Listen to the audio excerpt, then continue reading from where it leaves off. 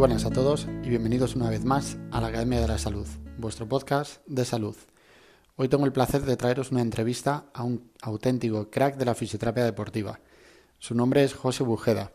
Le conozco desde hace 4 años gracias a una formación en la que yo estaba de profe asociado y él estaba cursando dicha formación.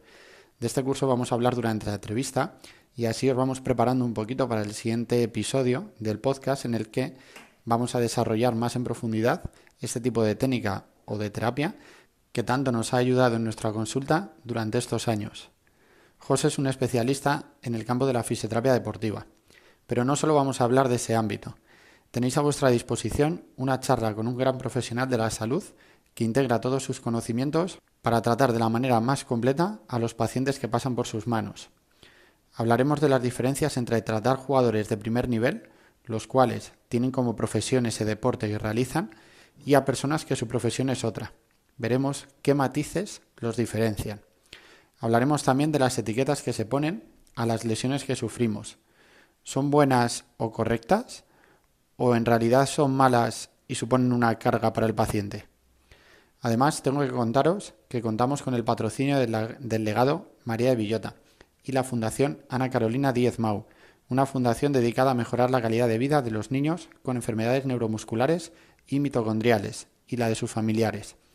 Os dejo el link de ambas páginas para que las conozcáis más profundamente y también os dejo las páginas de las redes sociales de José Bujeda para que le podáis seguir o consultar cualquier tipo de duda que tengáis.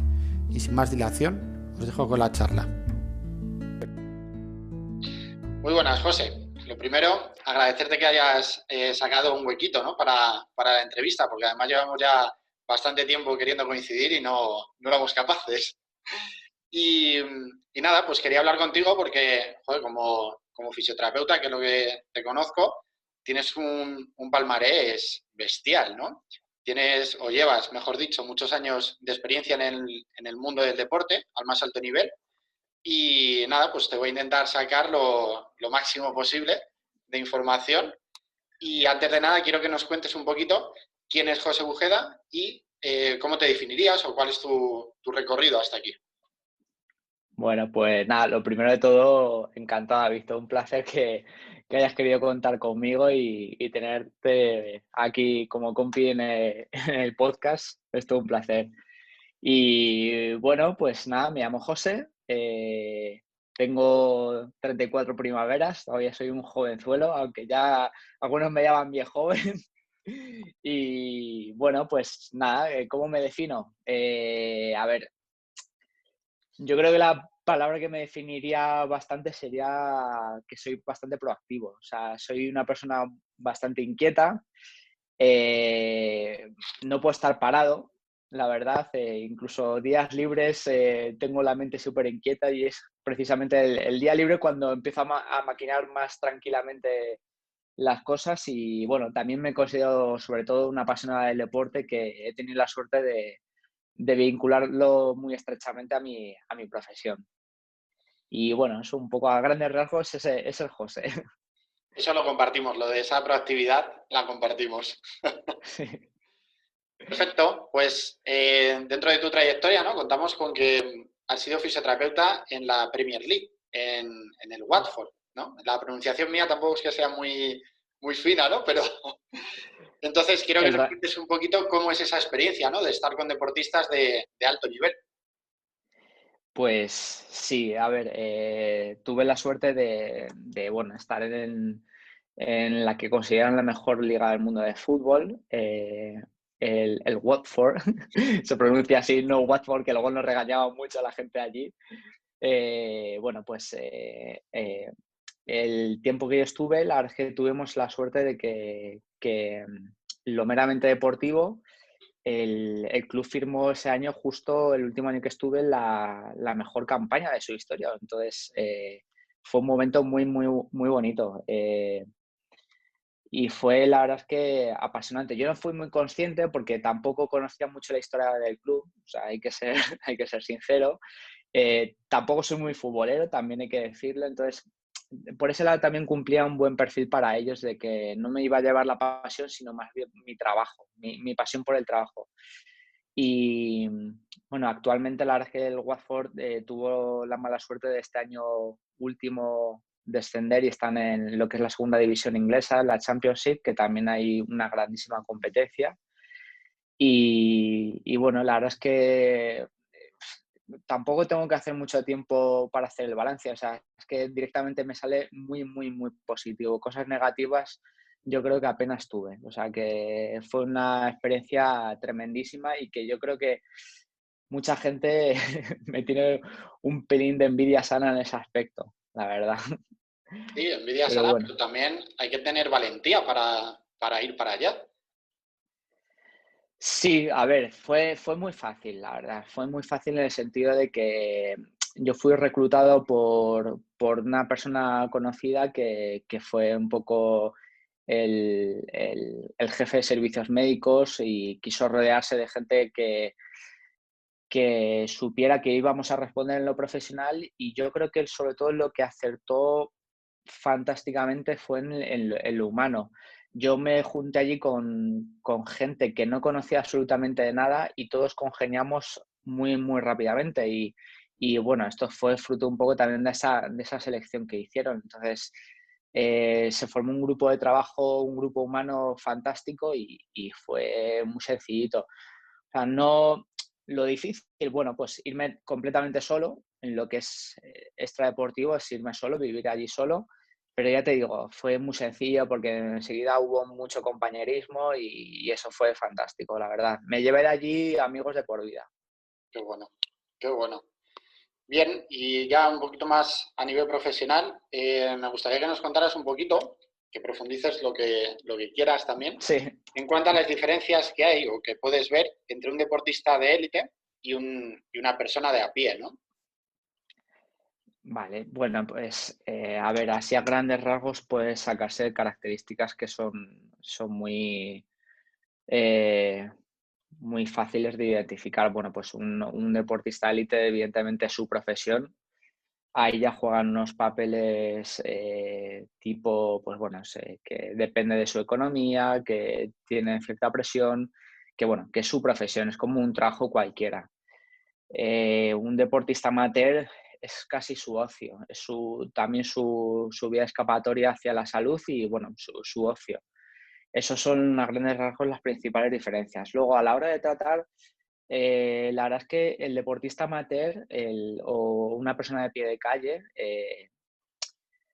cada vez se va asemejando más al deportista de élite. Hay gente que ese ocio casi incluso lo quiere llevar al extremo de incluso sentirse un deportista de élite y mucha gente pues por ejemplo, a nivel de clínica, que tú también haces bastante clínica, lo habrás comprobado que hay mucha gente que casi te demanda que les trates como un deportista de élite y un poco, entre comillas, les gusta ese sentirse como tal, pero ese nivel de exigencia casi se asemeja mucho.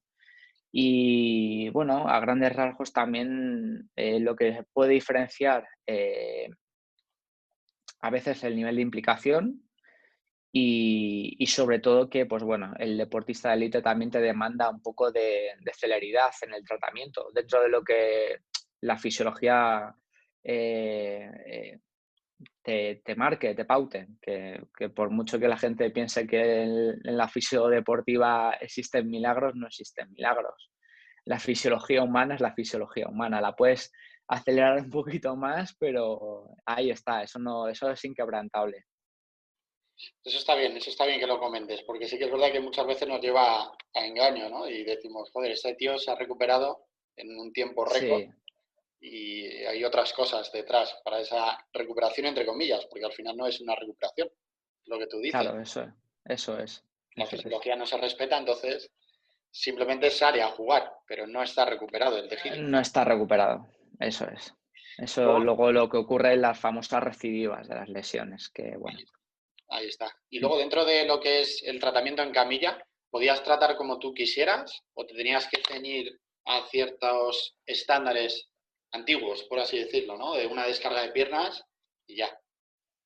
Eso, mira, bueno, la verdad es que teníamos la suerte de que éramos todos gente muy actualizada y bueno, ya por suerte ha habido una gran evolución en ese sentido, incluso dentro de los equipos deportivos. Curiosamente, en Inglaterra sí que sigue existiendo la figura del masajista. Allí lo llaman el soft tissue, que es bueno, el de tratamiento de tejido blando. Sigue existiendo, pero nosotros, aquí en España, bueno, eso de alguna manera se consideraría a lo mejor hasta incluso intrusismo. Nosotros respetamos esa figura porque también tiene su cabida. Entonces, estaba todo tan bien estructurado que en cierto día de la semana, por esa fisiología que mencionaba antes del deportista, estaba incluida esa figura. Pues, por ejemplo, el masaje tradicional está totalmente indicado en lo que es un proceso de regeneración post competición. Y de hecho es muy buena a nivel fisiológico, o sea, tanto en lo manual como incluso en el efecto endorfínico que le puede producir al deportista de relajación, de ahora es momento de relajarme, de inhibirme y bueno, estaba ahí implícito. Sí, qué bueno, no sabía yo esa figura del soft tissue. Sí, sí, bueno, le llamaban así, le llamaban el soft tissue. Mm. Qué guay, pues me parece bastante lo que tú has dicho, muy complementario también. Que luego Sí, aquí lo podemos ver como intrusismo, pero yo nunca lo he entendido como intrusismo o como competencia laboral nuestra, ¿no?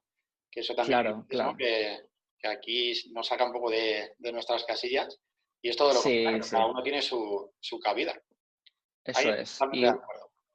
Y bueno, en cuanto a tratamientos, pues ya te digo, teníamos la suerte de que cada uno más o menos era especialista en un ámbito. A uno a lo mejor se le daba más mejor el tratamiento osteopático, otro más solo tejido blando, otro trataba más con cadenas musculares, etcétera. Entonces, teníamos total libertad. E incluso, yo allí ahora te voy a dar un poco de pie a una cosilla que puede que me preguntes, incluso la propia kinesiología holística. O sea, la teníamos allí y dije, ostras, fíjate lo que me acabo de encontrar por aquí. Es sorprendente, pero hay muchos equipos aquí también en la Liga Española, ¿no? Que tienen kinesiólogos. No sé Sí, hasta sí, qué sí. punto les dejarán trabajar de esa manera, pero tenerlos los tienen. Sí. Y, y ahora estaba leyendo, porque sí que es verdad que en las entrevistas, ¿no? Os paso cierto guión, aunque luego nos salgamos un poco, pero cierto Hmm. guión, ¿no? Y estaba leyendo que aquí en esta pregunta te voy a poner un poco las cosas complicadas. Es la que te voy a Sí. hacer ahora. A ver, esto me gusta, este puntillo de tensión me gusta, a ver. Pues es que eh, te quería preguntar, porque se está poniendo muy de moda también, el tema de hacer las cosas como por pasos, ¿no? O protocolizar todo lo que hagamos, tanto en la camilla como fuera de la camilla, ¿no? Entonces, te voy a pedir que nos des algunos pequeños pasos para que los fisioterapeutas que nos escuchen puedan transferir sus conocimientos de la fisioterapia, ¿no? Deportiva a su consulta con pacientes que no son atletas profesionales. Aunque ya has dicho algo, ¿no? Antes, cuando has dicho que incluso el paciente de a pie tiene esa exigencia también del deportista, pero bueno, Sí. algún tip que se te ocurra. Vale, espero no irme mucho por las ramas e intentar ceñirme a lo que me has preguntado. Lo primero de todo, tema de protocolos, si te voy a ser totalmente sincero, ¿eh? No creo en los protocolos, así Perfecto. de claro. Miro mucho o sea, me, me baso mucho en lo que es la entrevista personal, identificar sobre todo qué tipo de persona es, porque también eso luego te da cabida a por dónde van a ir los tiros. Si puede ser un poco más rápido, si es una persona que así hablando en plata necesite que le acaricies más el lomo o no, ¿vale? Entonces un poco por ahí. Entonces, yo mi consejo así para el resto de compañeros, pues bueno, primero que realmente entiendan muy bien qué tienen delante en cuanto a lo que se refiere a la propia lesión y hacer, entre comillas, un cierto protocolo de, sobre todo respetando, vuelvo a hacer hincapié en lo del tema de la fisiología, que tengan muy claro eso y luego, bueno, pues tampoco ceñirte a un estándar de protocolo, sino saber en qué momento estás, cómo avanzar, sobre todo también. Y de vez en cuando, pues también es muy, muy importante cuantificar. Todo aquello que es medible es mejorable también. Entonces, es un poco mi consejo.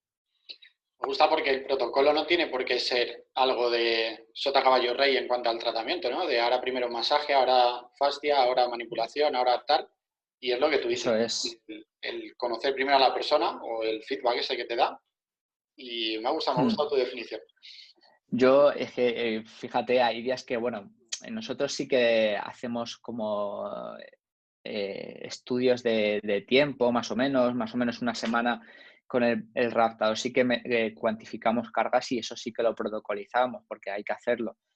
Pero es que hay días que si el deportista te viene con que la pasa X cosa, que la deja la novia, que el gato está malo, lo que sea, hay días que te tienes que salir del guión establecido y a lo mejor ese día casi te puedes estar más rato charlando que tratando. O sea, que hay que un poco entender también las situaciones del día a día.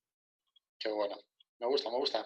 Ahora sí que nos íbamos a meter un poquito en el tema de la kinesiología, ¿no?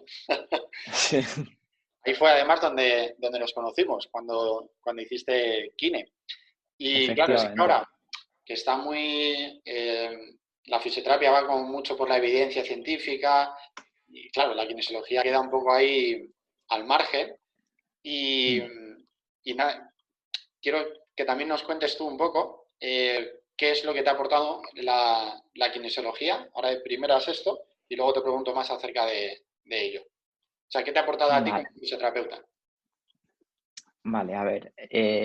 Luego nos metemos, si quieres, a analizarla un poco y, Vale, y a lo mejor a incluso echarnos encima a algún compañero, pero que bueno, a mí eso no me importa. Es mi punto de vista y ya está. No me perfecto. importa en absoluto. ¿Qué me ha aportado? Pues mira, con el tiempo, o sea, yo me di cuenta que muchas veces, sobre todo cuando sales de la carrera, te ciñes muy, muy a rajatabla, lo que te han enseñado, a lo que es la anatomía, biomecánica, etcétera, etcétera. Y bueno, te vas dando cuenta con la experiencia que dices, bueno, aquí ya estoy perdido, no sé qué pasa, no avanzo, y ya, bueno, pues ahí te empiezas tú a plantear un poco de decir, es que lo mismo hay más cosas, hay cosas que pueden influir en lo que es el estado de la salud de una persona, no lo meramente estructural. Y bueno, la kine fue un poco lo que me dio respuesta a todo eso. O sea, la kine te da una globalidad total de la persona. Eh, sabes, bueno, tú lo sabes más que de sobra, pero para quien no lo conozca, pues bueno, te da aparte del aspecto estructural, te da un enfoque bioquímico de la persona, un enfoque energético, emocional, y que bueno, que todas esas piezas tienen que engranar perfectamente para que la salud del deportista o de la persona de pie de calle, de todo ser humano, vaya, funcione correctamente. Corrígeme si me equivoco también, pero lo que me he encontrado también mucho, tanto con la kine como con la acupuntura, como la fisioterapia, con todo, es que se critica, ¿cómo decirlo? Se critica al juego, por así decirlo, en vez de al jugador, en el sentido de que se valora directamente o se intenta tirar por tierra, ¿no? Porque no tiene validez científica la kinesiología y tal, pero no se valora lo que realmente hace el profesional, ¿no? Porque yo, a ver si me explico a dónde quiero llegar, ¿no? El padre de la osteopatía, Andrew Taylor Still, era un médico que era entre comillas, un friki del conocimiento anatómico, fisiológico. Claro, por eso luego él en su autobiografía, ¿no? Y la gente que ha escrito sobre él, describen cómo tratando una o dos cosas solucionaba problemas crónicos, graves, etcétera. Pero claro, él parte de la base de que entiende cómo funciona el cuerpo. Entonces, a lo que voy es esto, ¿no? Que nosotros tenemos esta herramienta de kinesiología, si a lo mejor la tiene otra persona que no tiene esa base que tenemos nosotros, no la usa con tanta eficacia. No sé si me explico por dónde quiero ir. Sí, sí, sí, sé lo que quieres decir. Un poco que tienes que tener ese conocimiento para poderla llevar a cabo, ¿no? Ese conocimiento previo y de otras ciencias que son más más tangibles, más medibles, ¿no? Hasta Claro. ahora. Y, y que lo puedas, a ver cómo decirlo. Ha habido una cosa que has dicho tú clave, ¿no? Que la quine es como una especie de vínculo de unión, ¿no? Y es precisamente eso, o esa visión, la que te da la kinesiología, ¿no? Esa integración de que al final todo está relacionado, ¿no? Nosotros en la consulta lo podemos ver a nivel de la fascia, ¿no? Que el cuerpo pues está todo relacionado a través de la fascia, no como nos lo habían explicado en la carrera, ¿no? De vamos a trabajar el hombro, vamos a trabajar la cadera y no vemos que haya una correlación, ¿no? Y la kine sí que te da esa correlación. Hmm. No sé si me explico. Me he liado un poco. Sí, sí, pero sí, te entiendo lo que quieres decir. Eh, bueno, es un poco saber también yo creo que quien es kinesiólogo, kinesiólogo, ya tiene también desarrollado una sensibilidad un poco especial. Es decir, ya es una persona que tiene mucho bagaje de clínica. Tú cuando también tienes ese bagaje, muchas veces sacas ciertas cosas por intuición y luego la Kine, pues bueno, es una herramienta que es muy buena, es fascinante porque te lo corrobora muchas veces y son cosas que a lo mejor no son tan medibles. Esto lo digo en primicia, por así decirlo, Sí. porque el fin de semana pasado que estuve dando un curso ahí en Asturias, le pedí a un compañero que trajera el ecógrafo para ver si se podía medir realmente una contracción muscular que fuera visible con el test de la R, el que utilizamos en la kinesiología. Y realmente el bíceps se contrae cuando hacemos el AR. Claro, O sea, que me pareció algo de decir, oye, no es una invención, ¿no? Que sí, nosotros como terapeutas inducimos que un brazo se acorte, ¿no? Bueno, ya nos metemos un poco, ¿no? La kinesiología, el método de diagnóstico que tiene es la R, o el arm reflex, que un brazo se acorta cuando hay un estrés, ¿no? O una tensión en el cuerpo. Bueno, pues realmente se puede medir ese estrés. Entonces, también me gustaría destacar un poco que el tema de las etiquetas, ¿no? ¿Qué te parece que los médicos, bueno, médicos, no por ponerlo algo malo, pero porque al final son los que diagnostican, ¿no? ¿Qué te parece o qué grado tiene eso de implicación luego en la persona o en la lesión de la persona? vale. A ver, muchas veces el paciente lo que necesita es esa etiqueta. Eso yo creo que es así, es un poco el qué tengo y parece que muchas veces cuando tienen esa etiqueta con un nombre y un apellido, es como que ya están tranquilos y dicen, vale, tengo esto y ya está, adelante. Em, bueno, yo creo que hay hoy en día médicos, sobre todo traumatólogos, que es un poco los pobres los que están estigmatizados en el que solo se ciñen a un diagnóstico, etcétera. Yo creo que he tenido la suerte de encontrarme con compañeros de trabajo que son médicos que cada vez están integrando un poco más al fisioterapeuta y,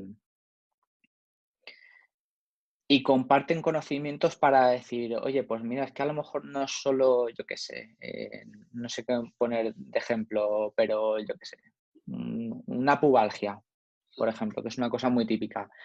Y a lo mejor antes los médicos solo se decían, es una pubalgia, es una algia en el pubis, tal, de ahí no salen. Eh, Hay por suerte muchos médicos que ahora comparten esa información con los fisios, que a lo mejor tenemos un poco más de profundidad y pueden entender un poco más el por qué se llega a desarrollar una pubalgia. Entonces ven un poco más la globalidad esa. Eh, y volviendo un poco a la pregunta que has dicho, ya un poco se empieza a eliminar esa necesidad de simplemente siempre una etiqueta de un diagnóstico. Sí que es verdad que sigue existiendo esa demanda, pero se empieza a entender un poco más el que puede haber síndromes un poco más globales. Es decir, mira, hay que mirar al deportista o al paciente de una forma un poquito más global y es por lo que ha hecho aguas en ciertos síntomas. Es que el diagnóstico ha determinado, no, perdón, ha derivado en la etiqueta, ¿no? Y esa etiqueta hay veces que se convierte en una losa, en una carga para el paciente. Y busqué de dónde venía la palabra diagnóstico, ¿no? Viene de la palabra diagnosis, y el término hace referencia a recabar datos para analizarlos e interpretarlos. O sea, no, la palabra no es un juicio, pero hay veces que nosotros nos tomamos ese diagnóstico como una carga, ¿no? Real. Entonces sí que está, ¿cómo decirlo? No, me lo llevaba ya mucho por ese tema yo, pero me ha gustado la idea que has dicho de, hay veces que el paciente sí que necesita ponerle nombre a lo que le pasa. Porque es verdad que lo que dices tienes toda la razón, que cuando lo identificamos ya es un proceso para liberar un poquito ese dolor o esa carga. Mm. Eso me ha Quizás gustado sí. mucho. Quizá sí, quizá incluso se asemeje incluso a la que me ha venido así un poco a la cabeza, como cuando hay un proceso así más psicológico, es decir, la gente cuando está un poco perdida necesitan oye, es que lo que me pasa es esto, y de repente hace un clic mental. Quizás se pueda extrapolar incluso a lo meramente físico también, sí, sí. Totalmente, totalmente. Cambio un poquito de tercio porque he cotillado un poco tu pasado profesional y también he visto que estuviste en el mundo del hockey. Sí. Y quiero que nos cuentes un poquito de diferencias que haya entre deportistas de fútbol y hockey, tanto mental, emocional, física, lo que tú prefieras. Bueno, pues a ver, el mundo del hockey, bueno, lo primero de todo, tengo muy buenos recuerdos, además que me he pasado muchos años ahí. Se dice pronto, pero está como unos 10 años vinculados al mundo del hockey, 10 11 años. Ahora no sabría decirte exactamente. Y, y bueno, yo creo que la principal diferencia puede ser que el jugador de hockey eh, voy a describir el aspecto mental, ¿eh? Quizás es un deportista que tiene una mayor capacidad de concentración porque el juego se lo requiere. O sea, es un deporte que es tremendamente rápido, se ha modernizado mucho y en la actualidad es tremendamente rápido el juego y hay mucho menos margen para el error. Entonces, eso yo creo que es muy determinante a la hora de cómo es un jugador de hockey. Yo lo definiría así, el pequeño margen de error que tienen a su disposición. En el fútbol a lo mejor es más, eh, tiene una consecuencia menos negativa, que sufran un fallo o demás. En el hockey se paga mucho más caro un fallo. Entonces, ya a grandes rasgos, para mí esa sería la principal diferencia. En cuanto a comportamiento meramente, yo qué sé, de preparación física, de cuidarse y demás, son muy parejos, yo creo. Y además, bueno, pues es la realidad social. El fútbol es mucho más famoso y es más fácil de verlo en la sociedad, en la televisión y demás. El hockey, pues bueno, a mí me gusta mucho porque he estado ahí inmerso y no se ve tanto. Y quizá el fútbol sea un poco el espejo para ellos. Se fijan mucho en, mira este cómo se cuida, mira tal. Y entonces se ven reflejados en ese sentido. Qué bueno. Te voy a hacer una pregunta que no estaba dentro del guión. A ver, No paro de complicarte la existencia. Y es una pregunta que suelo hacer a los que me traigo al podcast, tanto ya sí. sean como pacientes, ¿no? Por así decirlo, o como usuarios de la fisioterapia o fisioterapeutas, ¿no? Y es que me digas una, dos, tres, las que tú consideres claves para un buen tratamiento. O sea, o a nivel tuyo personal o... No sé si me explico con la pregunta. Las claves de un buen Eh, tratamiento. vale. Pues a ver, Es, ¿cómo te es lo muy puedo...? abierta, ¿eh? Porque entra todo, ¿no? Entra lo que sienta el paciente, lo que tú sientas. Sí. A ver, creo que voy a repetir una cosa que he dicho antes y es, como muchas veces algún profesor siempre nos lo decía, tenéis que observar directamente cómo entra la persona en la consulta o en la sala. Pues es muy determinante, es verdad, es totalmente determinante. Tú ves a esa persona, pues ya te transmite algo, te transmite el vengo a que me ayudes o el vengo a la defensiva o la situación que pueda suceder. Entonces, de ahí que tú empatices y que sepas identificar el tipo de persona, eso para mí es una base en el tratamiento. ¿Por qué? Porque luego le puedes, vas a saber cómo abordarle mejor o sea, cómo abordarle mejor a esa persona. Cómo acercarte a él, cómo saberte acercar a él para ayudarle, porque al fin y al cabo esa persona supuestamente viene para que le ayudes, ¿vale? Y luego siempre ser muy global. Yo vuelvo a repetir, y se lo digo muchas veces a los alumnos que he tenido de prácticas y que tengo en la actualidad, el conocimiento anatómico también es muy base para saber interrelacionar. Bien te dediques o a la osteopatía o hagas meramente tratamiento facial o trabajes por cadenas musculares, lo que sea, ese conocimiento es muy básico. Y luego, bueno, eh, saber pautar lo que le vas a mandar fuera de la consulta. El tratamiento tiene que ser también activo por parte del paciente. No vale de nada que te venga, por ejemplo, una persona que tiene un tremendo estrés en su trabajo de oficina y luego solo le hagas un masajito y demás y luego se vaya a las mismas y te vuelve otra vez. Igual va a ser un paciente muy recurrente. Entonces, lo mejor es darle indicaciones de decir, oye, mira, es tu trabajo, no hay más, pero a lo mejor deberías de enfocarlo de otra manera a nivel mentalidad, de no llevártelo a casa o yo qué sé, etcétera. O sea, hacerle partícipe de su tratamiento. Totalmente. Pues la verdad es que nada más que añadir porque estoy de acuerdo en todo. Últimamente estoy como muy encima también de eso, de observar mucho al paciente, cómo se mueve y también cómo se señala su dolor. No es lo mismo que se Mm, señale dándose un masajito que se señale algo que está ahí muy profundo. Y eso ya te da muchas mm, pistas en el tratamiento, yo creo. Me ha parecido muy, efectivamente. muy clave lo que has dicho. Y contigo voy a estrenar otra cosita, y es que el entrevistado me haga una pregunta a mí. Así que estoy abierto a cualquier pregunta que tenga que ver con la salud, ¿eh? Vale, vale, vale. Te iba a decir, oye, cuando vengas por Madrid nos vamos de cañas. Pero bueno, vamos a ser más, Si no a estáis ceñirnos más a la confinados, sí. profesión, ¿no? A ver, ¿qué te puedo hacer de pregunta? Mira, yo sé que, a ver, tú no te dejo de tener como referente dentro de la kine porque te tuve de alguna manera como profe. Entonces, eh, te iba a preguntar, y yo sé que a ti te mola mucho el tema de la acupuntura y demás, eh, y mucha gente y te lo habrá preguntado. Ahora te lo pregunto yo y creo que en nombre de lo que es la población.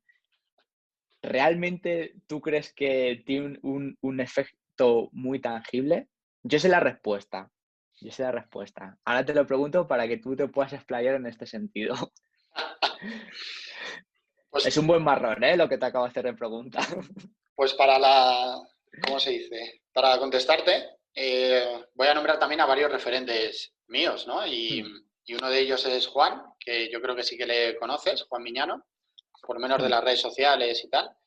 Y esa relación que hizo en su curso de los puntos de acupuntura con, con el sistema nervioso, ¿no? Tanto central como periférico.